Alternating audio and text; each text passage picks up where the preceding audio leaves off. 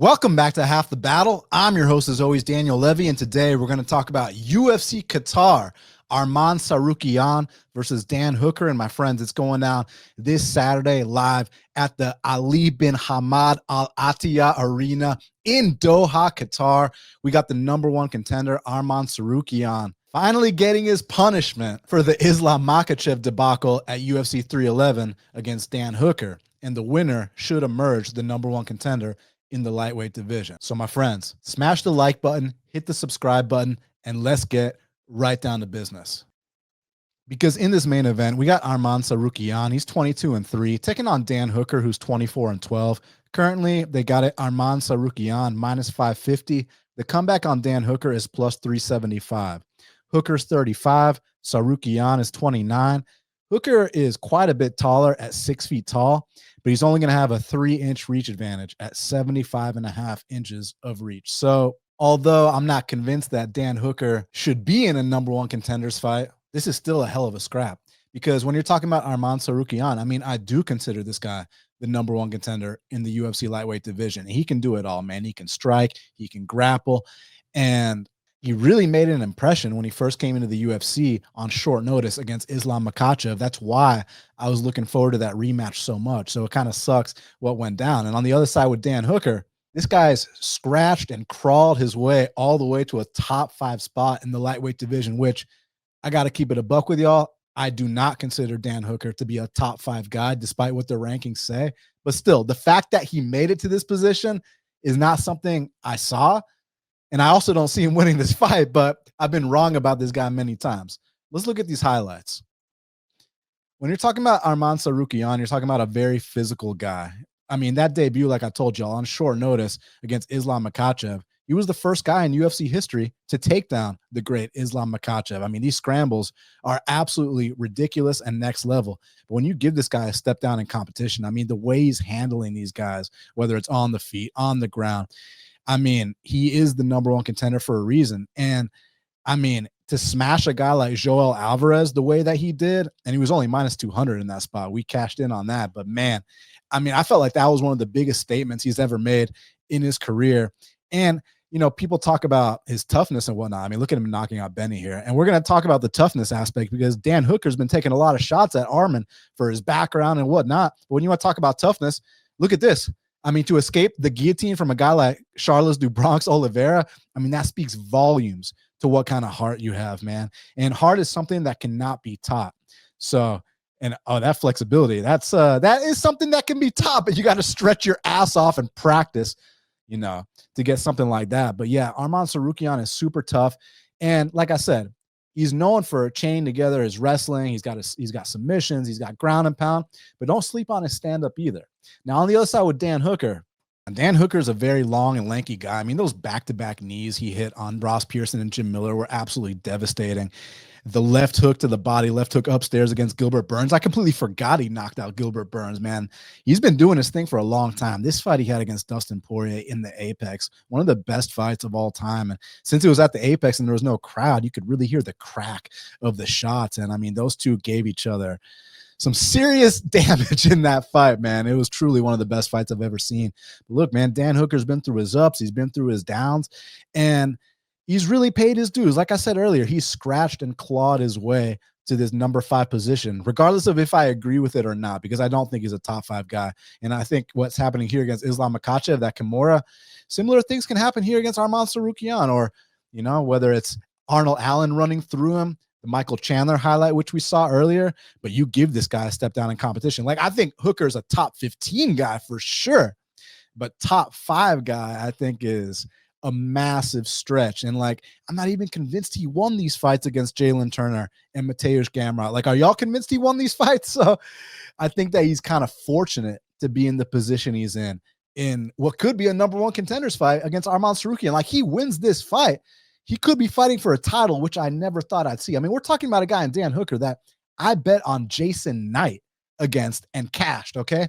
Now, I was talking about how I feel like the mental approach that Hooker's been taking, you know, with the talk leading into this fight, I'm not really a big fan of, because I feel like he's almost overcompensating in a way. You know, he's talking about Arman Tsarukyan as being this spoiled rich kid and whatnot. And here's my thing about that.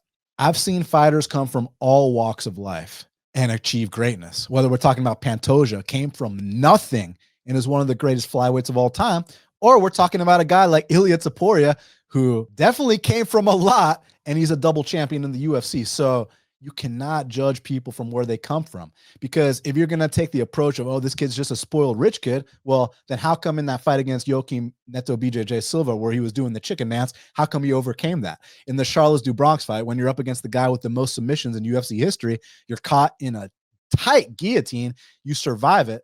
Well, I mean, I thought he was just a spoiled rich kid. How come he showed the heart of a lion? So heart is something that cannot be taught no matter where you're from. And to take it a step further, the level of wrestling that Arman Tsarukyan has is something that can only be obtained through sweat equity, hard work, and dedication. So I'm not questioning the heart of Arman Tsarukyan at all, like Dan Hooker seems to be doing. I remember back in the day in the WEC, when opponents used to say the same things about Uriah Faber and Donald Cerrone, every time they'd say that about those guys, they'd lose every single time. So, but that being said, more important than the talk, we got to talk about how they match up stylistically. I've seen Tsarukyan in there, you know, with someone that's got a big height advantage over him in Joel Alvarez. I think Joel Alvarez is honestly a better fighter than Dan Hooker, despite what the rankings say. Look, Dan Hooker, of course, has a chance to land that knee up the middle, or I don't even think his long man guillotine is going to be that big of a deal here. Like if Charles do Bronx Oliveira can't choke you out, Dan Hooker's not going to choke you out. Now, watch that not be the case, and y'all are going to have an all-time clip here. But no, but in all seriousness, man, I think that Arman Tsarukyan is going to come out here and beat the dog shit out of Dan Hooker. Now, whether it's a ground and pound TKO or a submission, that remains to be seen. But I am picking Arman Tsarukyan to finish this fight. Co-main event of the evening in the welterweight division, we got the former champion Belal Muhammad. He's 24-4, taking on Ian Machado Garry, who's 16-1. Currently, they got it Ian Garry minus 250. The comeback on Belal Muhammad is plus 210. So Ian just turned 28 yesterday as in Tuesday. Belal Muhammad is 37 years old. Ian is 4 inches taller at 6'3", and he's going to have a 2.5-inch reach advantage at 74.5 inches of reach. So longtime listeners of Half the Battle know that no one's predicted more Belal Muhammad fights correctly than myself, because when this guy was on his run from the Curtis Millender fight in Atlanta, Georgia, all the way to the title-winning effort against Leon Edwards at like plus 225 odds, I think we bet on him every single fight and cashed every step of the way. Belal Muhammad is a very underassuming and underrated guy. Now, when you're talking about the former champ, I mean, early in his career, he showed what he still does to this day. I mean, those entries to those takedowns, I mean, they're nasty, man. And from time to time, he can finish some fights, but he's not known for finishing fights. He's known for going the distance, but he sets a ridiculous pace on the feet, on the ground, just mixing up all aspects of MMA. And in this Damian Maia fight, he stuffed a ridiculous amount of takedowns. And then that rematch with Luque, he really put it on Luque, man. He hurt him a bunch of times with body kicks, then mixed in the takedowns when he was least expecting it. So I felt like that was a really well-rounded performance by Belal. And then you start criticizing his hands, and he really put it on Sean Brady. I felt like the ref robbed Belal Muhammad of a clean knockout. Like if the ref didn't step in there, Sean Brady would have hit the deck. In the Gilbert Durinho fight, again, you got Belal Muhammad at dog odds, just like in his title fight against Leon Edwards in England, no less. So this guy's run to the title, oh man, when he slammed Leon on his head, that was ridiculous. This guy's run to the title was nothing short of impressive, a true underdog story. And, you know, all good things must come to an end. And eventually, you know, he gave up the belt to kind of a next-gen guy in Jack Della Maddalena. I say next-gen. I know Jack Della did not have the best performance against Islam Makhachev, but I think that's just credit to Islam. Islam is, you know, one of the pound-for-pound greats and is going to be a future Hall of Famer. I don't think that a lot of these guys are on the same level as an Islam Makhachev. So it would look, I'm not defending JDM. I mean, that performance was absolutely was terribly bad. We all fell asleep. We're all worse because of it. But I think it's more so credit to Islam Makhachev than anything else. Now, here's the thing about Belal Muhammad. Once again, he's being counted out in this spot, but the history of the sport doesn't back him anymore. And let me explain what I mean by that. So Belal Muhammad is no longer in his early 30s, in his mid 30s, on the come up, hasn't touched gold yet, hungry for that belt. Like, don't get me wrong, I'm sure he's still hungry, but what I'm trying to say is that once you have the long win streak and you obtain that UFC gold, then lose that gold, you've already hit the mountaintop. So once you hit the top, there's nowhere to go but down. And it's unfortunate. And he is 37 years old. So that's why I have pause, because it's a rare occasion for someone that wins the belt and then loses the belt to come back and go on another title run. Don't get me wrong. It's happened before. We saw it with Poatan. We saw it with Valentina Shevchenko. But you're talking about some of the all-time greats. And not at all, not to discredit Belal Muhammad at all, because what he's done with what he's working with, I mean, like, the guy, he doesn't have one hitter quitter knockout power. He's not the most athletic guy in the world. He's not a D1 wrestler. Like, it's really, truly admirable what Belal Muhammad's done with what God's blessed him with. So all credit to him. I'm just very, very concerned, because I am a believer that history repeats itself, and history is not on the side of Belal Muhammad in this matchup. Now, when you're talking about Ian Machado Garry, super long for the weight class, 6'3", nice pull counters, and, you know, a lot of footwork. But hey, he's vulnerable at times too, like you saw against Song Keenan, man. But he also showed the heart of a lion coming back in that fight as a massive favorite too. I know a lot of us were sweating our parlays in that spot, man, but he definitely came back and got the job done. I was at this fight with D-Rod. Shout out to my boy Dan for hooking me up with those tickets, man. I appreciate it. Calf kicked the shit out of Neil Magny. I think he pissed a lot of people off because he didn't finish the fight, but I mean, he destroyed Neil Magny in a way where, you know, and now you see what Neil Magny is doing these days. And like, Ian's been getting some good wins along the way. MVP is a great win. Shout out to MVP for surviving that rear naked choke. This fight against Shavkat Rakhmonov, I watched it the other night. What a high level fight, man. So this is what Belal should do, is mix in those lower body takedowns. But look, all that work that Ian's been doing with shoot the box. I mean, Shavkat's got the heart of a lion surviving that rear naked choke attempt.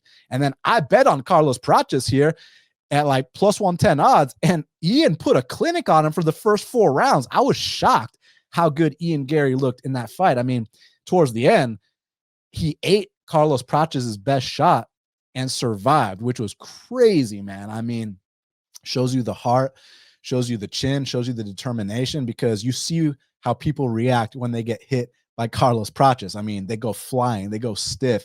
I mean, he knocked Leon Edwards out so badly that Leon was smiling, and not by choice. I can promise you that. So as far as how this matchup is concerned, I do think that on the feet, especially at range, Ian Garry's going to be doing this thing. For Belal, he's got to make this dirty. He's got to get right in the face of Ian Garry and mix up all levels of MMA. Start punching upstairs, then mixing those takedowns. Now, one thing about the Shavkat fight that I have to bring up is that Shavkat, initially in the first couple rounds, he was trying to get a lot of upper body takedowns, and Ian did a really good job stuffing those. But as soon as Shavkat made the adjustment in round 4 to go for like some lower body takedowns, whether we're talking about single legs, double legs, stuff like that, that's where Shavkat was able to have success and take down Ian Garry. Now, one thing I got to criticize about Ian Garry, and it's kind of like 50-50 in the sense that, like, okay, he's fallen in love with his jiu-jitsu. Now, on one hand, he's taking dudes' backs and almost choking them out. You love to see it. Like, dangerous guys like Shavkat. But on the other hand, there were moments in that Shavkat fight where he got taken down and he was in guard and he's doing that body triangle off his back. I'm not talking about when you take someone's back and do a body triangle. I'm talking about when you're lying on your back and you got someone in your guard and he's long enough to do that body triangle from there.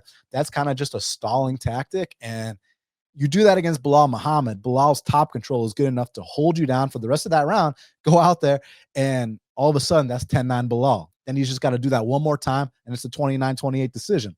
So that's what Ian has to be worried about. But I think that Ian is one of these guys that is super well prepared, studies the division, and just represents that next gen of welterweight. Belal, he did an amazing job with the previous generation. I mean, the way he handled Damian Maia, Wonder Boy, Vicente Luque, Gilbert Burns, even Sean Brady, who's a little bit younger than those guys, but as we see, Sean Brady can't hang with the top guys. I mean, Belal did amazing against those guys, but the first time we saw Belal against kind of a next-gen guy in JDM, y'all saw how that fight went. And I know people like to criticize Belal's game plan there, but no one was criticizing Belal when he went out there and landed, you know, over 100 significant strikes against Gilbert Burns, when he mixed up stand-up and takedowns against Vicente Luque. Belal fought how Belal always fights. It's just that JDM is super dangerous on the feet. Belal attempted 9 takedowns in that fight. Don't let anyone tell you that, oh, he didn't really try to wrestle. Yes, he did. He definitely tried to wrestle. But the thing about it is Belal doesn't exclusively wrestle. I feel like people forget that Belal always tries to throw hands with people. I mean, I remember when I bet on him against Curtis Millender in Atlanta, Georgia. At the time, Millender had a reputation for being a very dangerous striker. That first round, Belal barely shot. I'm like, Belal, can we shoot, please? You know, like Belal tests his stand-up in a lot more fights than just the JDM fight. I feel like, I mean, in that first round against Leon Edwards, Belal was out there rocking Leon Edwards on the feet. So I'm not going to be surprised at all if Belal does what Belal not just did in the JDM fight, but does in a lot of fights, and test his stand-up against Ian Machado Garry in the early going. But in that circumstance and scenario, I do see the length and sharpshooter ability of Ian Machado being a problem there. So the question is, will Belal have success with the lower body takedowns? Because that's what I think is his path to victory, and I think he might. But I also think that Machado Garry is getting super well-rounded on the ground. And at this point, like I talked about these next-gen welterweights, Michael Morales, Carlos Prates, Shavkat Rakhmonov, Ian Garry, Gabriel Bonfim. I mean, it's crazy how fast the sport moves on, man. It really is. The evolution of the sport is truly something to behold. And Belal was at the top of the game a year ago, but times move fast. And listen, Belal's been one of my most profitable fighters. I mean, we bet him, like I said, every single fight on that win streak, and we got off the train on the JDM fight because JDM does something that Belal struggled with in a lot of fights, which is guys that can dish out serious damage and have good cardio have always been an issue for Belal Muhammad. So the question is Ian Machado Garry going to dish out the requisite damage to really impact a guy like Belal Muhammad? That remains to be seen. So Ian Machado Garry has been saying that he's going to get a knockout in this fight and cement himself as the #1 contender. Well, currently under 2.5 is plus 280. Fight ends inside the distance is plus 225. So, the books aren't buying it. The public isn't buying it, but who knows, man? The history of the sport says that Ian Garry most likely wins this fight. So all respect to Belal because the run he went on was truly remarkable, but I'm going to have to go with Ian Garry to win this fight. Featured bout in the light heavyweight division, we got the former title challenger, Volkan Oezdemir. He's 20-8, taking on Alonzo Menifield, who's 17-5-1. Currently, they got it Volkan Oezdemir minus 225. The comeback on Alonzo Menifield is plus 190. So Volkan's 36, Alonzo's 38. Volkan's 2 inches taller at 6'2", but it's Alonzo Menifield that's going to have a 1-inch reach advantage at 76 inches of reach. So shout out to both these guys. They've both been in the UFC a long time. They both paid a lot of dues. And these guys have been through the ups, these guys have been through the downs, and now they finally meet in Doha, Qatar. And it should be a super exciting striking battle. With Volkan Oezdemir, I mean, when this guy first came onto the UFC, they call him No Time for a Reason. He was just slumping dudes. The Misha Serkinov knockout, the Jimmy Manuwa knockout. Like, he was just going out there and knocking guys out. And most of these were like under a minute. So he was doing his thing. He got a title shot against DC. Obviously, DC went out there and did his thing. And, he also lost to Anthony Smith back in the day, which didn't age too well. But you give him a step down in competition like Ilir Latifi, and, I mean, he destroyed Ilir Latifi. But, again, he welcomed Yuri Prohaska to the UFC. And, man, Yuri Prohaska knocked him the you-know-what out. It was devastating, man. It was bad, bro. And then, yeah, I totally forgot he fought Ankalaev. But, yeah, I forgot about a lot of Ankalaev fights. You know what I'm saying, man? Oh, man, my boy Nikita Krylov also broke Volkan down the stretch, but I don't think that Volkan's got a gassing issue per se. Oh, man, and I got to tell you what, Volkan did a great job against Bogdan Guskov, who's now earned himself a fight against Jan Blachowicz. So, Volkan, he's a dangerous guy, man, and I think he's the crisper striker in this spot. Look at him knocking out Johnny Walker stiff. Doesn't Johnny Walker always have the craziest reactions when he gets knocked out? And then the difference in how Volkan performed against Carlos Ulberg compared to how Menifield did, I mean, their approach was ridiculous. Don't get me wrong. They both got pieced up, but Alonzo just ran at him and went full you-know-what. never go full you-know-what, especially against a guy like Carlos Ulberg. Now, with Alonzo Menifield, again, he's been in the UFC a long time. Who remembers this guy, Vinicius Mamouche? He would just get knocked out every single fight. Here he is knocking out Paul Craig, retired fighter. Shout out Paul Craig, man. Oh, man, is that Fabio Charant getting Von Flue choked? Dude, it's crazy looking back at these highlights. Like, you forget half these things happen. My boy Ed Herman, Misha Serkunov. Yeah, both these guys stiffened Misha Serkunov, you know. Has anyone heard from that guy? Dude, when Alonzo tapped out Jimmy the Brute Crute, I was shocked, man. I did not see that coming. Hey, remember this fraud who, you know, you think Tapology's rankings are fraudulent. Wait till you see that guy's record. You know what I'm saying? But this one against Dustin Jacoby really surprised me. And then, like I said, he went full you-know-what against Ulberg, you know. Don't do that, man. Don't do that. Mirzakhanov, man. Mirzakhanov's earned himself a top 5 spot. And, you know, he did Alonzo super dirty. But Alonzo's one of these guys. He picks himself back up here against the young gun. Julius Walker got the dub. We're not going to talk about the fight that put everyone to sleep in Atlanta, Georgia against Umar Sy, because I mean, I was asleep. I don't remember it, you know? So shout out Meticulous for not including that highlight. Cause I mean, I think he meant to include that highlight, but he probably fell asleep while he was breaking down the tape. So, you know, shout out the GOAT Meticulous. But listen, guys, of course, Alonzo Menifield has that danger factor, which he has in every single fight. And Volkan's been finished more than once, as you saw in the highlights, but Volkan is just a much cleaner striker than Alonzo Menifield. And if Alonzo Menifield's big edge is on the mat, I mean, I don't see the level difference being that far apart where Menifield can just mix in these explosive takedowns and potentially submit a guy like Oezdemir or whatnot. I think Menifield's going to have to fight fire with fire, try to hurt a guy like Oezdemir, and from there potentially get the bigger moments and win rounds or finish the fight. But I do agree with Oezdemir being favored here. Now, it's tough when guys are this age at this point in their careers, but man, Oezdemir made it to the title fight. Menifield, you know, barely scraping by the top 15. So I just think that Volkan's always been slightly better than Menifield. So for that reason, I'm going to pick him to win this fight. Next up in the welterweight division, we got former middleweight Jack Hermansson. He's 24-9, taking off former lightweight Myktybek Orolbai, who's 14-2-1. Currently, they got it Myktybek Orolbai minus 240. The comeback on Jack Hermansson is plus 205. So Myktybek Orolbai is 27. Jack Hermansson's 37. Hermansson's slightly taller at 6'1", and he's going to have a 3.5-inch reach advantage at 77.5 inches of reach.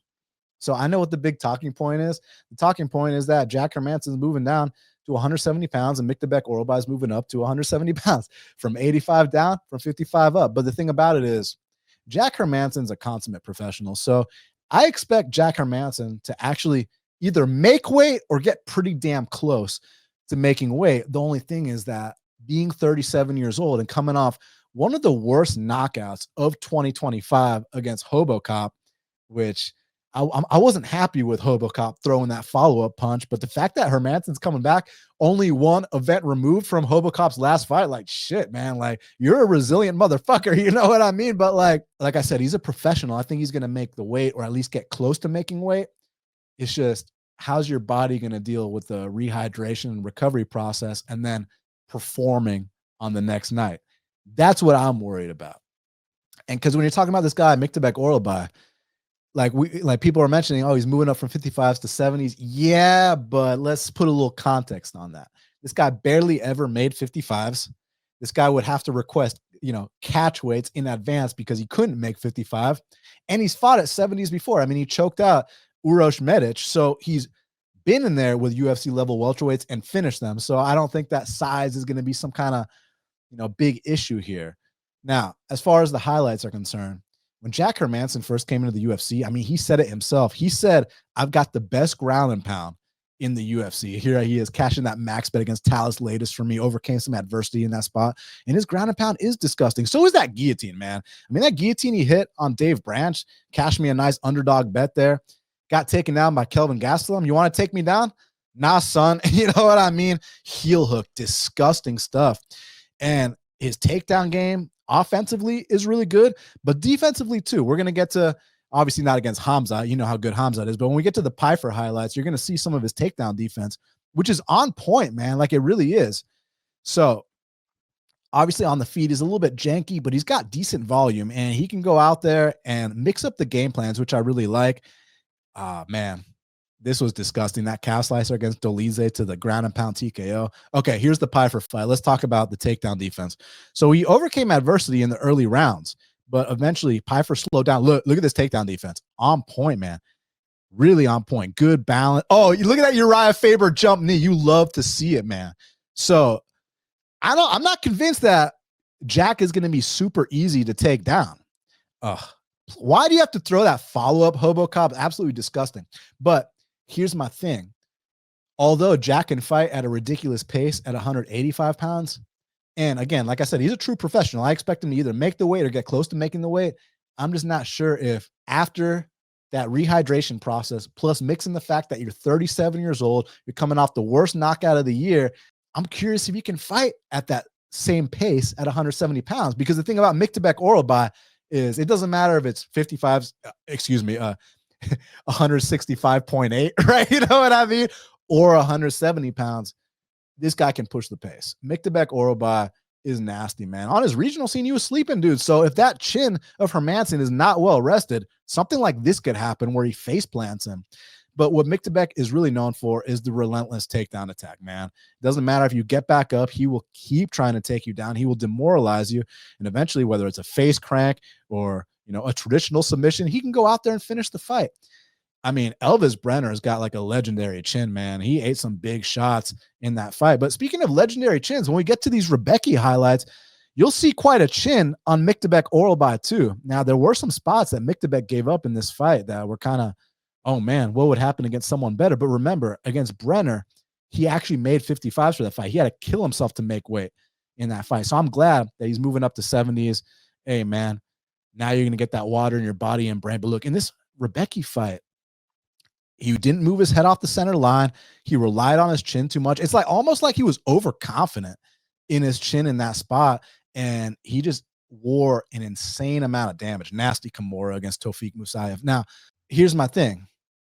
Jack Hermansson, let's do a little bit of UFC trivia. Jack Hermansson has been in the UFC since 2016, okay? Almost 10 years. How many knockdowns does Jack Hermansson have on his UFC record? 0. So Jack Hermansson wasn't known for his power up at 185 pounds. Now that he's killing himself to make weight, I just don't think that he's going to have his first knockdown here against Orolbai. Orolbai is super durable. The times he was dropped was down a weight class where he was cutting insane amounts of weight. Hey, now you got that extra water in your body and brain. You don't have to focus your entire camp on the weight cut. Now you can just go out there and perform, whereas Jack does have to worry about the weight cut. Now, if this was at 85s, I'd probably pick Jack Hermansson. If this was at 55s, I'd pick Orolbai, but this is at 70s, and I'm also picking Orolbai at 70s. Shout out to Jack, man. He, like I said, true professional. I got so much respect for him. And back in his initial run when he beat Talis Latis and Dave Branch and Jacare, I mean, we were cashing tickets on him left, right, and center, man. And from time to time, when you count him out, he will surprise you, like in that Joe Pfeiffer fight. And like we showed in the highlights, he's got great takedown defense. I'm just curious if he can sustain that same pace at 85s, at 70s. And historically speaking, these drastic weight cuts this deep into your career, not to mention coming off that Hobocop knockout, there's just too many things going against Jack for me to want to dabble on him in this spot. So best of luck to y'all that get involved. But I'm going to go with Myktybek Orolbai to come out here and win this fight in his quote-unquote new weight class. Next up in the heavyweight division, we got a matchup between Serghei Spivac, he's 17-6, taking on Shamil Gaziev, who's 14-1. Currently, they got it. Shamil Gaziev -140. The comeback on Serghei Spivac is +120. So Gaziev is actually 5 years older at 35. He's an inch taller at 6'4", and he's going to have a half-inch reach advantage at 78.5 inches of reach. So I got to keep it a buck with y'all. I am not that good at predicting Serghei Spivac fights because, like, when he's in there with an outmatched opponent, I mean, he's got judo throws, he's got ground and pound, he's got submissions. From time to time, he'll really surprise you. But then other times when he's the nail, he's one of the worst nails on the UFC roster, whether we're talking about that debut against Walt Harris, whether we're talking about some of these knockout losses he's been taking recently. And with Gaziev, you know, he had to pay his dues in that spot against Rosenstruck, but I love how he bounced back. Now, obviously, it was a big step down in competition, the opponent he fought, but he treated him very accordingly. And I feel like the guy has, I don't want to say top 10 potential or anything like that, but I think he's got potential to beat guys that are kind of lacking in confidence, that are kind of questioning themselves, that have taken knockout losses in the past, that have suspect chins and stuff like that. Now, looking at these highlights, Serghei Spivac, the polar bear, I mean, when he came into the UFC, Walt Harris smashed him in a way where Serghei really had to get right after that fight. And he did so. I mean, went out there, submitted Tuivasa. Tuivasa tried to go to sleep, and then he tapped anyways. So, I mean, from time to time, like I said, Serghei Spivac will surprise you. I mean, obviously, it's no shame losing to the champ, Tom Aspinall. But when like I said, when he gets his damage off here against Augusto Sakai, see, at the time, that was a surprising win for me. The Derek Lewis one. At the time, I didn't think he was going to handle Derek Lewis the way he did. So the talent's there, the skills are there. I'm just not sure if the heart's there. But then again, Cyril Gane just, has him way outmatched. So that was just a bad matchup for him. And then Tybura rematch, he went out there and beat Tybura in the rematch. He lost the first fight and then finished him in the first round in the rematch. Now, getting knocked out against Jailton, not the best look in the world. And, he did good early against Jailton. It's just one of those things with Spivac. It's like, when you, was my boy Waldo Rock there, or was he just playing games? I couldn't really tell by that. But the thing about Jailton and Spivac in that fight was Serghei was doing his thing early, but as soon as Jailton presented any kind of adversity to Spivac packed it in. But one could counter me and say, hey, Spivac was legitimately rocked in that spot. So it was what it was. True, he was rocked, but it's like a recurring theme. If this guy can't just go out there and smash you right away, he tends to be the one getting smashed. Now, with Shamil Gaziev, oh, man, he destroyed some dudes on the regional scene. So he was going out there on his regional scene and just killing guys. So, it was no wonder why they had to bring this guy in a contender series. He did his thing, comes into the UFC, and, hey, he's still the only guy to beat Martin Buday in the UFC. Martin Buday went like 7-1 before they cut him, man. So this is a win that's aged really, really well for Shamil Gaziev. Now, obviously, we're going to show the Jairzinho highlights here. And, listen, at the time, Jairzinho was a legitimate top 10 guy. No one is exempt from that first L. I don't care who you are. I mean, unless you're Habib or John Jones, which Shamil is not, But the way he bounced back, obviously, beating the guy that wasn't invited to the gang fight is no big deal. But that Thomas Peterson knockout was so disgusting, man. And now you bounce back from that loss. You got a couple wins under your belt. Now you're getting another step up in competition against Serghei Spivac. And I think that Gaziev's paid the requisite dues. I think he's got the confidence. I think he's got the power on the feet. I think he's got the takedown defense, which is probably the most important thing here. And I think he can come out here and knock out a guy like Serghei Spivac. The issue I have with Gaziev is, hey, shout out to my boys Chronic Combat. They call him Shamil the Big Meal. I call him Shamil Gaziev, because that's his one flaw, man, is that he does tend to slow down as fights progress. The thing about it is, can Spivac overcome adversity? I'm not too convinced. But if Spivac can somehow drag this fight late, that's where I'd be worried holding a minus money ticket on a guy like Shamil Gaziev. But honestly, I really think that there's a chance that Shamil Gaziev, they touch gloves, he just comes out here and knocks him out in the first couple minutes. So my pick is going to be Shamil Gaziev.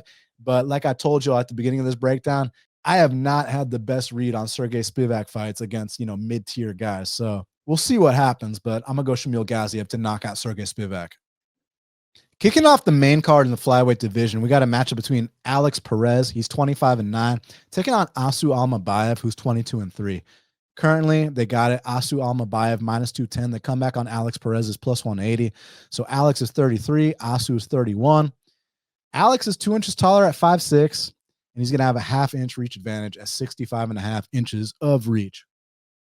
So, yeah, I got to keep it a buck with y'all. Alex Perez is one of these guys that no matter who he's fighting, people always find some kind of excuse to bet on this guy. It doesn't matter if he's fighting Pantoja, Davison Figueiredo, Tyra. People are always making these weird arguments to pick this guy in fights that he's clearly outmatched in. I don't get the Alex Perez love. I never have, I never will. Don't get me wrong. He's a skilled fighter. He's got a wrestling background. He's knocked some guys out, but he's another one of these examples that, yeah, he's a good hammer, but when it's his time to take it, he cannot take it at all, man. And now he's injury prone. So it's not just his chin. It's not just the fact that he quick taps in fights. Now he's getting injured in fights. I've just never been an Alex Perez believer. And why am I going to start now? And with Asu Almabayev, the thing about him is, listen, his stand-up might not be the prettiest thing you've ever seen, but this guy's relentless takedown ability and just that motor he's got, it doesn't matter if you stuff the first 10 because another 10 are coming right behind that, man. This guy is absolutely the kind of guy to throw you in that pressure cooker and just keep shooting and shooting and shooting until he wears you down. And if he takes the back of a guy like Alex Perez, do not be surprised if Alex Perez quick taps again. Now, looking at these highlights, Alex Perez, I mean, dude, on Contender Series, absolutely devastating anaconda choke. Yeah, man. I mean, dude, that anaconda choke is nasty, bro. So you got to give him credit for that. He's got good calf kicks. I mean, destroyed Formiga, past his prime Formiga, but destroyed him no less. Dude, that fight right there, was that Jordan Espinoza? I did not see that one coming. I picked Espinoza in that fight. And then the Shorty Torres fight. Shorty Torres was like on a ridiculous win streak at the time. And Alex Perez put that to a stop in ridiculous fashion. Now, against Figueiredo, I mean, I think it's credit to the guillotine of Figueiredo. That's a disgusting guillotine, but it's just a theme with Perez. Oh my God, the way that Pantoja walked him down without a care in the world. He showed Perez zero respect. And as a result, got that quick tap. Against Mokaev, I got to give Perez a little credit. He did better than I expected. And then I bet Mateusz Nicolau, and he knocked him out. So from time to time, when I count this guy out, he'll do better than I expect. But Taira just absolutely ran through him, got him to tap out to an injury. I mean, it was credit to what Taira did, that back take and the way that they fell. I mean, I bet Taira has done that to a lot of people in the gym, you know. I hope not, but I'm sure he has. Like, Taira's just disgusting.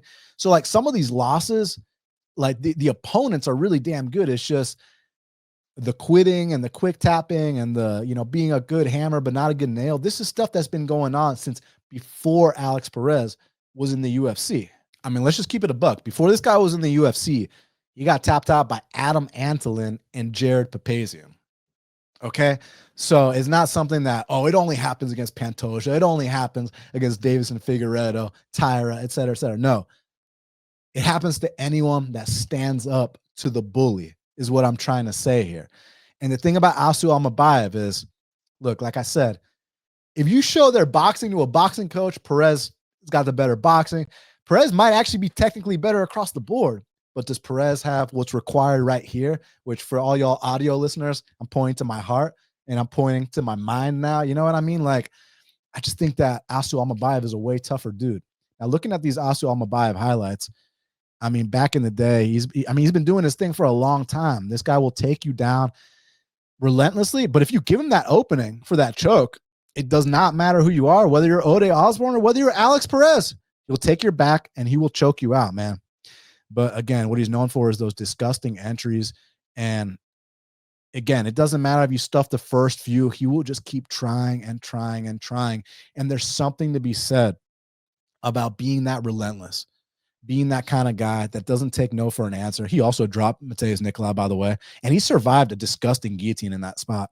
Now, here against Manel Kape, I think it's just a situation where Manel Kape is a top 3 flyweight on planet Earth. I mean, it's Pantoja, Kape, and I don't know, maybe Mokaev. I mean, like, Manel Kape could be fighting for a UFC title at some point in the next year. So I don't really hold that loss against Asu Almabayev. And the way he rebounded against Ochoa, it was a tough fight. Ochoa was coming in riding high off confidence. He came in determined to win the fight. But guess who else was determined? Asu Almabayev, man. And like, he ate some big shots in that fight. And it didn't deter him from getting to his ultimate goal and grinding out a guy like Jose Ochoa. And the reason I'm bringing that up is because I'm sure he's going to eat calf kicks in this fight. I'm sure he's going to eat some big punches against Alex Perez. The difference is, though, Almabayev's still going to be there. Whereas when it's Almabayev's turn to return the favor, I see Alex Perez quick tapping for the 6th time. So for that reason, I'm going to go Asu Almabayev to win this fight. in Doha, Qatar. All right, real quick shout out. If you're not in the Home of Fight Picks Discord yet, you're leaving money on the table. My brothers, Hayjive and Nolan, the Parlay MMA, they put in hundreds of hours of research every single week, and combined, they're up over 100 units on the year. And we're doing something for the fans of Half the Battle because they're giving away this weekend's picks and parlays free. All you got to do is click the link in the description and join the Discord with over 6,000 members. And I'm in the Discord too, so you can come talk to me as well. And let's cash these bets together this weekend. Next up in the featherweight division, we got a matchup between Luke Riley, he's 11-0, taking on Bogdan Grad, who's 15-3. Currently, they got it Luke Riley minus 250. The comeback on Bogdan Grad is plus 210. So Bogdan is 30. Luke Riley is 26. Luke Riley's an inch taller at 5'9". Bogdan's got a 70-inch reach. We're currently not sure what Luke Riley's reach is. So Luke Riley making that UFC debut. He's one of Patty's boys. And this guy is super fun to watch. I mean, he's a knockout artist. This guy is a killer. And, you know, one of these Liverpool guys that kind of the new school Liverpool guy where like he can knock you out standing. He can take your back. And most importantly, he's tough as nails. He can overcome adversity. And there's a reason that this guy is as hyped as he is coming into his UFC debut. Because when you're talking about Luke Riley, you're talking about a banger, man. You're talking about a scouser. You're talking about a guy that goes out there and puts on the exact kind of fights that the fans want to see. Punches and bunches, knees, everything you expect from, you know, a teammate of Paddy Pimblett and someone that has that fighting style. This guy brings that to the table and then some. And I mentioned how he can overcome adversity. That's important to bring up too. But I mean, look at him ripping these body shots and just like the confidence to let these kind of combinations go, the shot selection. You absolutely love to see it, man. And when he gets you hurt and he smells blood, he is an absolute killer. But look, he's got the heart of a lion too. He's getting rocked all over the place by this dude. And then when it's his turn to return the favor, I mean, boy, does he do so. So in other words, you're going to have to get Luke Riley out of there because if he's still standing and there's time left on that clock, here he gets dropped again. But look, if there's time left on that clock, like I said, Luke Riley is coming for you. So you better be damn prepared and well-conditioned if you're fighting a guy like Luke Riley. And I think he's making his UFC debut at the perfect time. Oh my God, these last few knockouts are so devastating. There's truly so much to like about him, and he's such a fun fighter to watch. So I can't wait for the UFC debut of Luke Riley. And he's got a tough opponent in Bogdan Grad. You know, Bogdan Grad, I don't think he's got as pretty of knockouts as a guy like Luke Riley, but he's a tough, gritty guy. Now, here's the thing with Bogdan Grad. If your cardio's in question, if your heart's in question, if you being UFC caliber is in question, Bogdan Grad is absolutely going to expose you. The thing about it is, if you belong, you know, around the top 25, top 30, you're probably going to get past a guy like Bogdan Grad. But I have a lot of respect for him because when he had that Contender Series fight against Tom Nolan, which was up at 55s, now this fight is at 45s. I mean, all I could think about was how punchable this dude's face is. But when he came back against Michael Aswell, now it doesn't matter who you score that fight for. One thing we can all agree on is that that was a hell of a fight, man. And like Bogdan showed so much heart in that fight. And there's a reason that both those guys are in the UFC right now. Now, looking at these highlights of Bogdan Grad, I mean, damn, he was sleeping dudes on the regional, but look at how Tom Nolan did him. But I mean, that's just credit to Tom Nolan. And this was up at 55s, but devastating combo by Tom Nolan here, man. It was what it was. But look, I respect guys that bounce back. Huge flying knee. I think he even had a guillotine too in one of his most recent fights outside the UFC. But yeah, him and Michael Aswell went to war. That earned him the spot. And look, against Lucas Alexander, I know there was the thing about the paint in the locker room or whatever, but he broke Lucas Alexander like there was paint in the locker room. But look, he got wobbled by that spinning kick. And I mean, he's tough as hell, man. Like he's trying his hardest to stay in there. Right after he gets wobbled, he gets a body lock takedown. So you got to respect the heart of a guy like Bogdan Grad. And it would not surprise me if he got a takedown or two in this spot, if he had a moment or two against Luke Riley. The thing about it is, like I said earlier, if there's time left on that clock and Luke Riley is still conscious, Luke Riley is coming for you. And I think that's exactly what's going to happen. I think it's going to be kind of competitive early, but at some point, there's going to be a clear turning point. And it's not because Bogdan Grad's not tough. It's not because Bogdan Grad doesn't belong or anything like that. It's just because Luke Riley is an absolute killer, especially against this level of opponent. So, like I said, I think the first, the early going is going to be a little competitive. I mean, don't get me wrong. Riley could get a first round knockout like we saw Tom Nolan do, but again, up at 55s, Nolan's like 6'3". Maybe this fight goes a little bit longer than that. But what I'm trying to say is once Luke Riley finds his range, his distance, and gets his timing down, that's when I think bodies are going to hit the floor. And I think Saturday night, live in Doha, Qatar, Luke Riley is going to knock out Bogdan Grad. Next up in the light heavyweight division, we got a matchup between Abdulrakhman Yakhyaev. He's 7-0, taking on Raffael Cerqueira, who's 11-3. Currently, they got it. Yakhyaev minus 1,400. The comeback on Cerqueira is plus 850. So Cerqueira is 11 years older at 35, an inch taller at 6'3", but has a 2-inch reach disadvantage at 76 inches of reach. So as y'all see with these odds, this is a mismatch, not just on paper, in practice too, because this dude Yakhyaev was one of my top prospects on that season of Dana White's Contender Series. I like everything about this guy. I mean, he's got those high amplitude takedowns that you'd expect from a guy with a name like Yakhyaev, but also he can strike and knock guys out too. So for only being 6-0 this early into his pro career, this guy's got a lot going for him. And I think he's a very bright prospect in the UFC light heavyweight division. And the thing about Cerqueira is, look, he's 0-3 in the UFC. And the reason they're giving him, well, it's not that they're giving him one more fight. It's more so that fighters usually sign a 4-fight contract. Now, if they cut him and didn't let him fight, didn't let him complete his contract, that would make sense. But I think it's a situation where, hey, this guy hasn't won a single fight. He's still on his base pay, that entry-level pay. Let him finish out his contract and get knocked out by Yakhyaev on Saturday in Qatar. You know what I mean? Now, looking at these highlights with Abdulrakhman Yakhyaev, he's nasty. I mean, he's devastating. Knockouts, submissions, ground and pound. This guy's the complete package. I like everything about this guy, especially against opponents on this level. I think he's going to come out here and style on this guy. I don't know how he's going to do it, but look at the variety, whether it's triangles off his back, guillotines, front kicks to the face, rear naked chokes. This guy can do it all. And as he starts to get more octagon experience, I mean, look at that high amplitude takedown, and more confidence, more seasoning under his belt, you're going to start seeing some great performances from him. And I think it all starts Saturday night against Cerqueira. I mean, look at that body kick he hit against Alec Lorenz.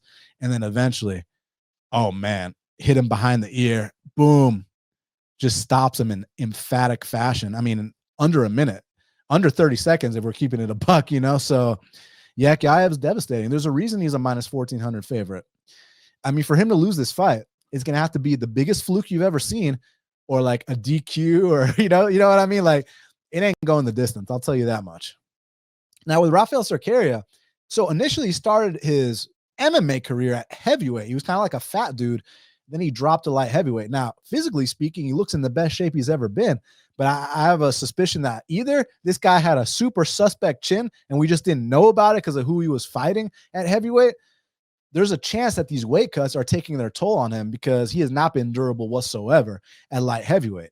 Looking at his highlights, man, I mean, look, the guy's in shape, and here he is actually up at heavyweight. And dude, he was going out there dropping guys with body kicks, spinning, doing the whole bit. Maybe he should go back up to heavyweight, but oh my God, as soon as he gets touched, just goes into autopilot defense mode. He's out on his feet. And oh my God, ref, what are you waiting for, bro? The Messiah, dude, come on, step in there, dude. What?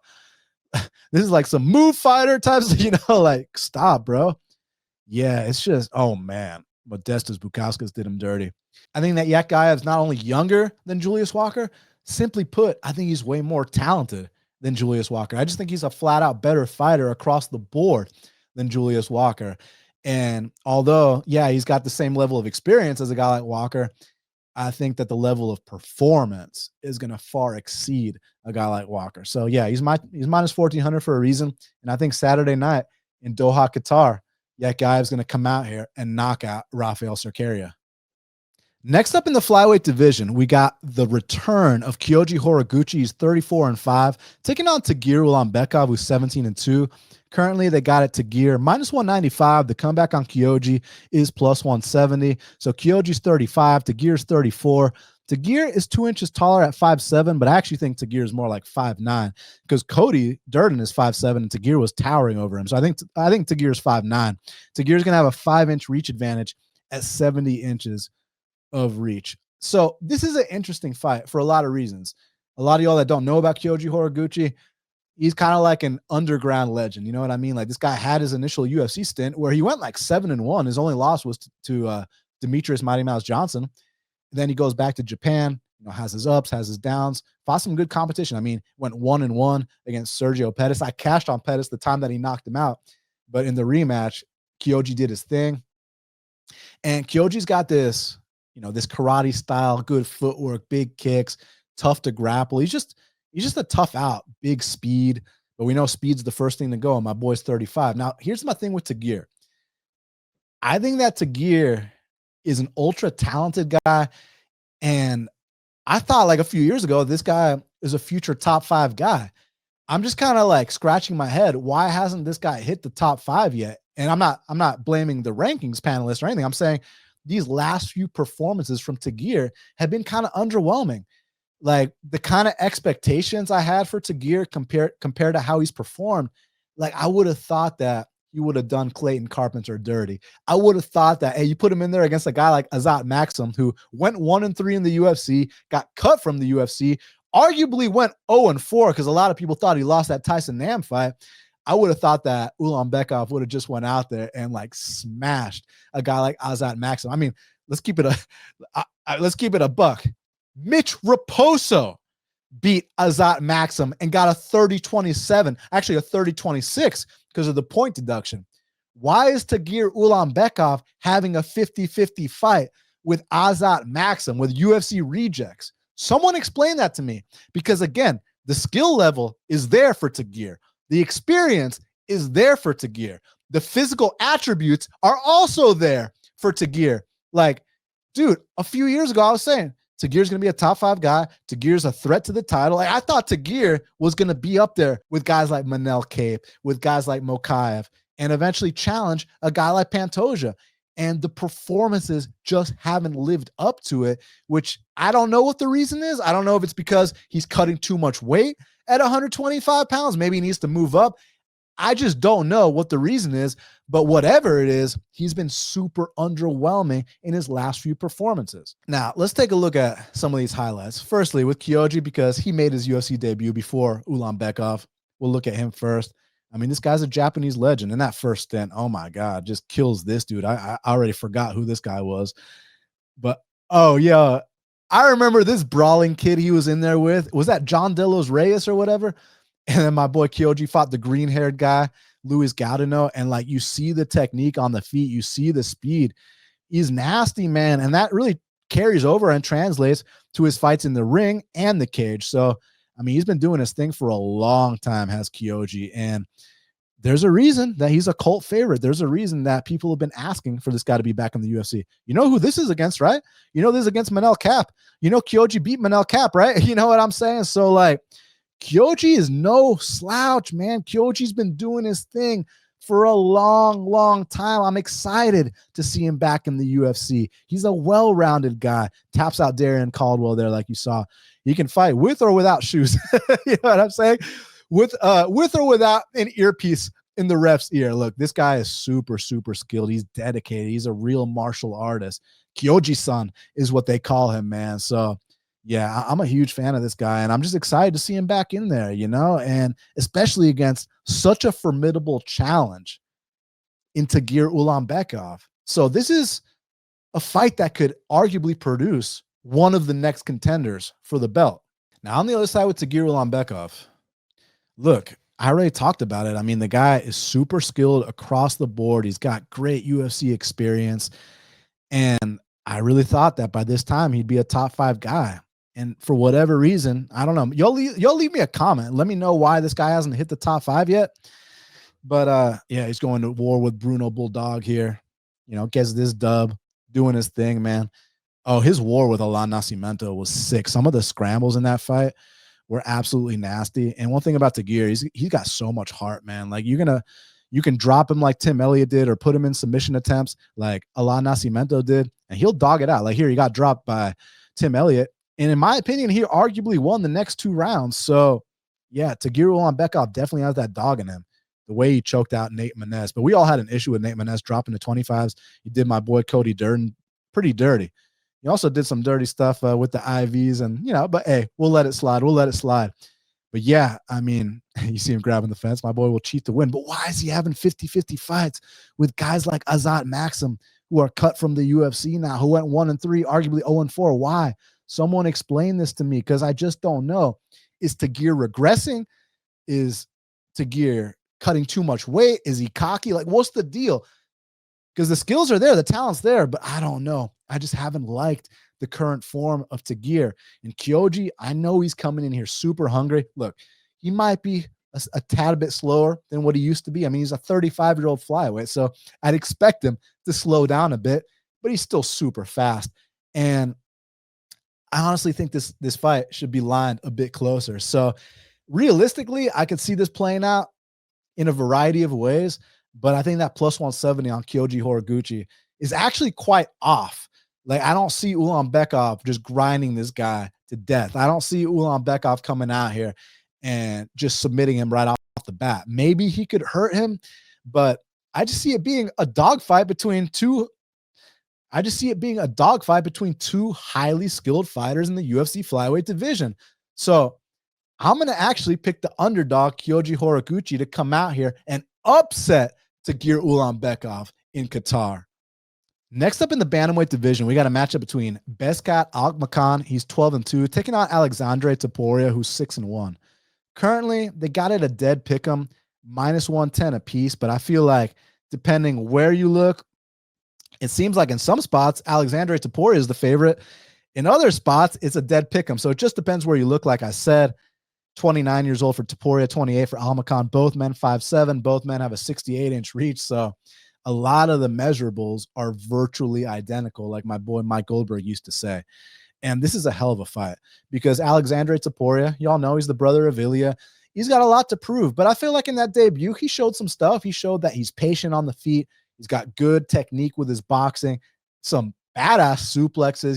He's a well-rounded individual, comes out of a great camp, is surrounded by the right people. So I like Topuria, and I'm excited to see his progression. Now, on the other side with Almakhan, one thing we can say about Bezkat Almakhan is Buddy hits like an absolute truck. He's knocked down both of his UFC opponents, and the first one was Umar Nurmagomedov. Now, after he dropped Umar, I must point out that he never landed another shot in that fight ever again, but still, to drop a guy like Umar, that's a big deal, man. And then the way he did Brad Katona, before he knocked out Brad Katona, just the size that Bezkat had put on and how explosive he looked and the way that he was closing distance and entering the pocket, I was like, oh my God, this guy looks amazing. Like, I'm excited to see what he does next. And I heard that Almakhan's been at ATT, and from some of my sources at ATT, he's not just a hard hitter inside the octagon. He's a hard hitter in the practice room too.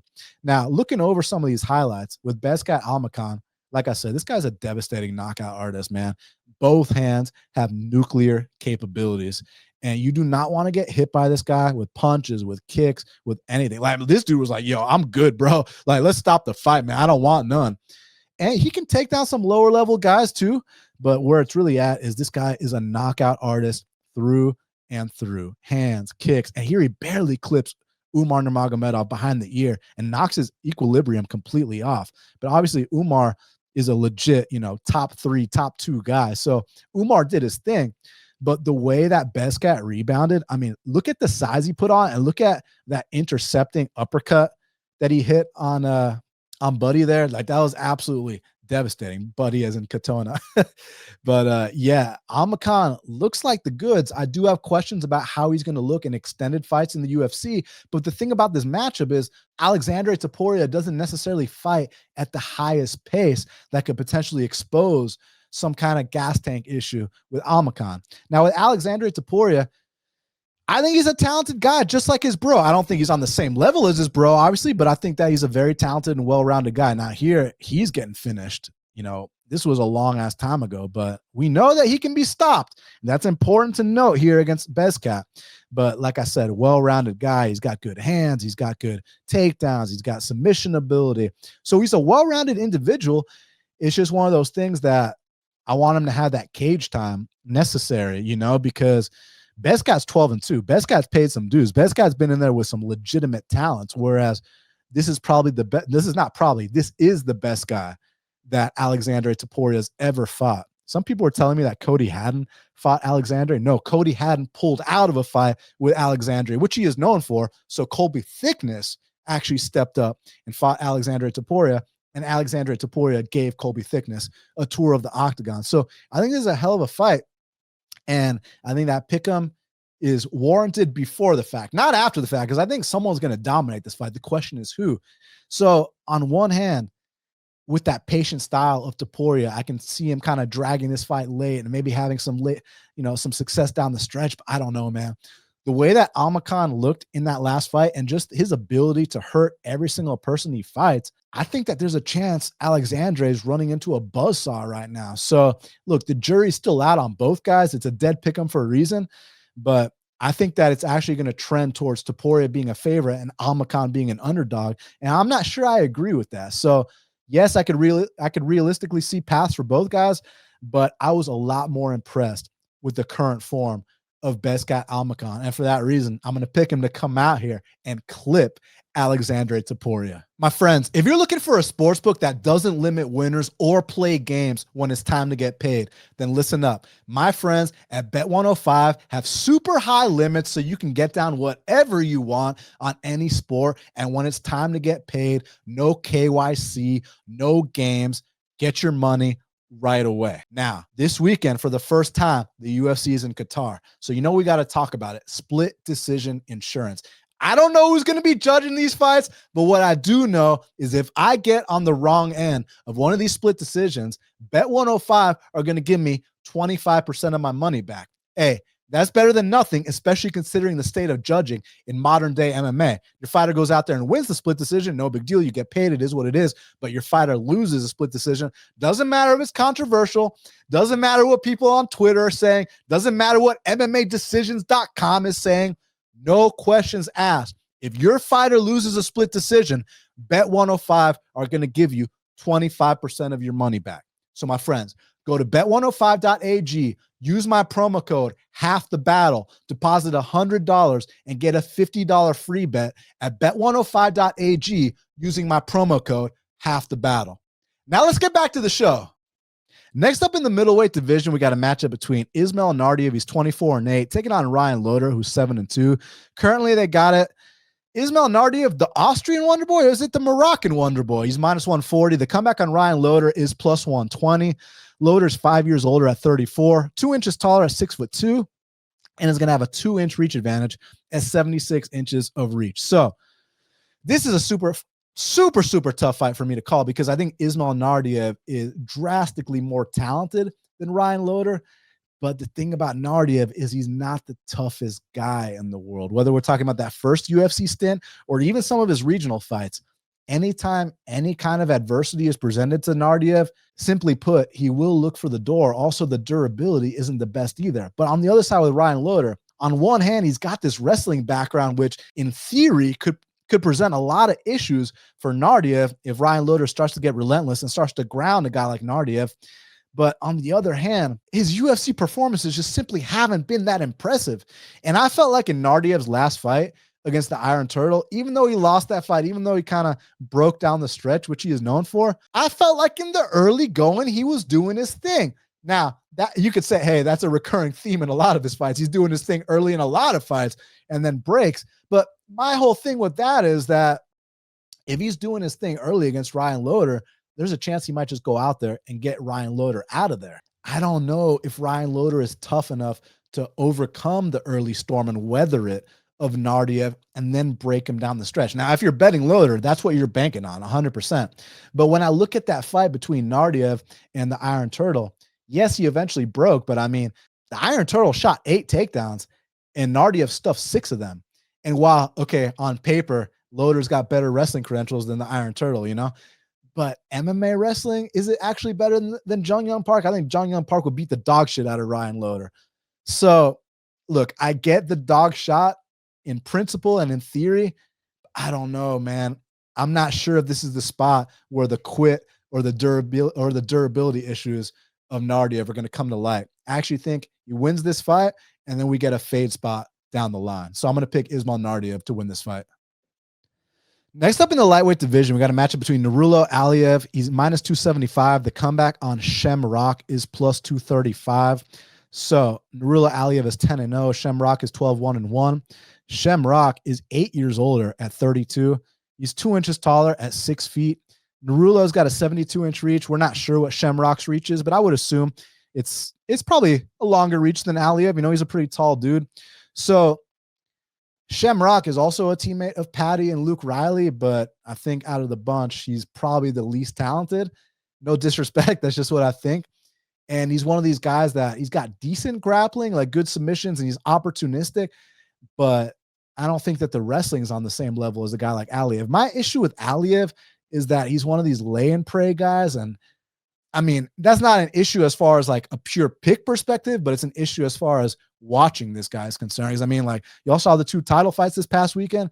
I mean, who else was asleep with 50 straight minutes of lay and pray? And I'm not one to discredit grappling. I love participating in grappling. I just don't love watching grappling. I mean, let me be clear about that. I love watching exciting scrambles. I love watching ground and pound. I love watching submissions. I love watching people try to pass position. I'm not a fan of lay and pray and no action going down and stuff like that. It's just not my thing. So what I realistically see happening here is I think that Shamrock might have some stuff for Aliyev on the feet early. And I think while Aliyev gets these early takedowns, Shamrock might be able to get some early submission attempts, and it might give some people, you know, a little scare early on in the fight. But I think eventually, once Aliyev starts to warm up a little bit, starts to feel out what Shamrock brings to the table, like, I think Aliyev's proven that he's tough enough to escape some deep submissions against some credentialed guys. Like in that Rafael Alves fight, I mean, we know Rafael Alves has a nasty guillotine. And Aliyev Aliyev had to go through some stuff. He had to dig deep, but he did what he was supposed to do, and he survived. So yes, there could be an early submission scare from Shamrock, but I think eventually Aliyev's still going to be there, and I think he's going to wear down a guy like Shamrock and ultimately come out here and either get a late TKO or win a decision. So I'm going to pick Nurullo Aliyev to come out here and beat Shamrock. Next up in the welterweight division, we got a matchup between Nicholas Dalby. He's 23-6-1, welcoming Said Yakhyaev, who's 22-2 to the UFC. Currently, they got it Yakhyaev minus 315. The comeback on Nick Dalby is plus 265. Now, here's where things get interesting. 41 years old is Nicholas Dalby. 31 is Said Yakhyaev. So 10-year age gap, 2 inches in height. For Said, he's 6'1". We're not sure what his reach is, but Dalby has a 74.5-inch reach in this spot. So shout out Dalby. He's the man. You know, he's been in the UFC a long time. He's had 2 separate UFC stints, actually. He went back to Cage Warriors. And, dude, have y'all seen his fight with Ross Houston or his fight with Carlo Pedersoli? Well, the Pedersoli fight was sick, but the Ross Houston fight was so bloody. Both guys were slipping all over the canvas. They literally stopped the fight, called it a no contest because there was too much blood. And ever since that fight, Dalby's come back to the UFC, and he's been delivering the violence. And like, one thing about it is a lot of people talk about how, hey, he finally took his first knockout loss against Randy Brown. Yes, this is true, but Nicholas Dalby, I'm surprised it's taken this long, because Nicholas Dalby is a guy that's been getting dropped in a shit ton of fights for a long, long time. I mean, whether we're talking about the Darren Till fight with that uppercut, whether we're talking about the Peter Sabata fight, the Zach Cummings fight. So the fact that he was so resilient and was able to survive those knockdowns, and it took until Randy Brown, even most recently, before the Randy Brown fight against Rinat also dropped Nicholas Dalby. So, I mean, the chin finally went out at 40 years of age, but the thing about it is now you're 41, now you're coming back off a brutal knockout, and your style relies on taking damage and pacing guys. Now, the thing about Yakhyaev, look, listen, he's a 22-2 Russian. He's a well-rounded guy. He's fought UFC vets on his regional scene, lost to some, beat some. He's done his thing, man. But, he is coming off a bit of a layoff. You know, he hasn't competed in MMA in 3 years. Now he's competed in grappling recently, but you know, no punches, no kicks, no knees, no elbows. So it's a little bit different. And he's also making his UFC debut. So that alone is probably enough for me to pass as far as, you know, parlaying him. But as a pure pick, it's just hard for me to back 41-year-olds. You know what I'm saying? Especially coming off devastating knockouts, especially guys who get dropped consistently in a lot of fights. Now he's going out cold. Now he's 41. Like, again, if Dalby can take this ass whooping up front and drag this into those deep waters, then sure, he's live. I'm just not convinced that Yakhyaev is going to come out here and blow his load early and then you know, huff and puff and get and wilt. You know, I mean, we'll see what happens, obviously, but I think that Yakhyaev can come out here and kind of fight at a controlled, measured pace and just kind of dictate what happens on the feet, on the mat, and probably win a hard-fought decision.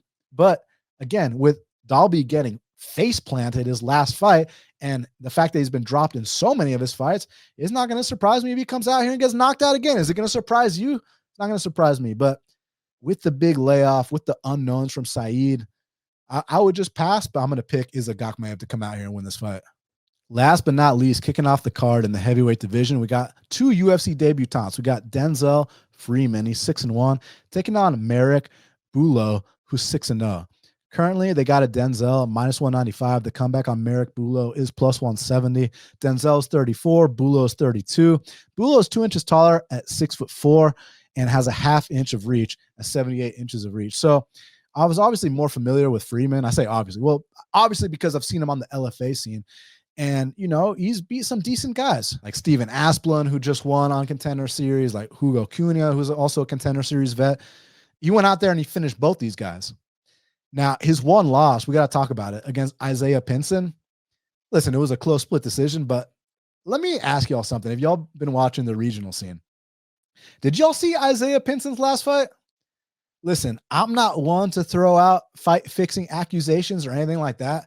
But what was up with Isaiah Pinson's last fight, man? Like literally like falls over, doesn't even fight the rear naked choke attempt. It was like shocking because Isaiah Pinson up until that point was touted as a legitimate prospect. And like, he just got ran over in a way where it wasn't even like he got caught or something like that. It was a very weird and bizarre fight. So if y'all get the chance to watch Isaiah Pinson's last fight, do so. It's probably on Fight Pass. And let me know what you think in the comments. Was that fight fixed or did he get injured? Like what happened? Because that shit was weird.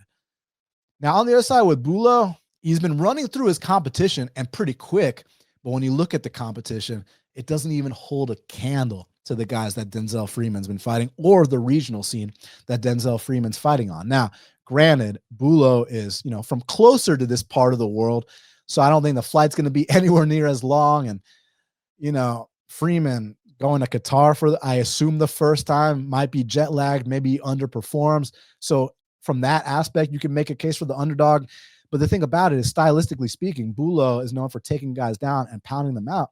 Freeman's got a Greco-Roman wrestling background. I think he can keep things standing, and he's just simply got more MMA experience. He knows what it's like to go deep into fights, fought better guys, knows what the third round is like, you know, just for example. And Merrick Bulo's never even seen the 2-minute mark of a fight, which, I mean, hey, credit to you, man. You've been running through the guys they've been giving you very, very accordingly. But when you get to the UFC level, I got to know what you're like. I got to know what a fight looks like when it hits the 2-3 minute mark, let alone the round 2 or round 3 mark. And I have those questions answered with Denzel Freeman. So the flight and stuff like that, I've seen so many things in this sport that nothing is going to surprise me. But ultimately, I mean, if this was an LFA main event, I'd be picking Denzel Freeman. And I'm also going to pick Denzel Freeman to win as the first fight of UFC Qatar. So now we got to talk about the fight to watch and the fighter to watch. So my friends, what is the fight to watch at UFC Qatar? I think that the fight to watch is the big question mark between Jack Hermansson and Myktybek Orolbai. You got the former middleweight Jack Hermansson coming down to 70s, taking on the former lightweight Myktybek Orolbai. Jack Hermansson has historically been super tough to grapple against. Myktybek Orolbai is a relentless grappler, but you saw in Myktybek Orolbai's regional scene, he got some big time knockouts, and Jack's coming off the most devastating knockout of the year. So, dude, all eyes on Hermansson versus Orolbai. And for that reason, that is my fight to watch at UFC Qatar. So now the question is, who is my fighter to watch at UFC Qatar? And my friends, my fighter to watch is Luke Riley. Listen, this guy's got the hype. This guy's got the performances. And simply put, he's super fun and exciting to watch.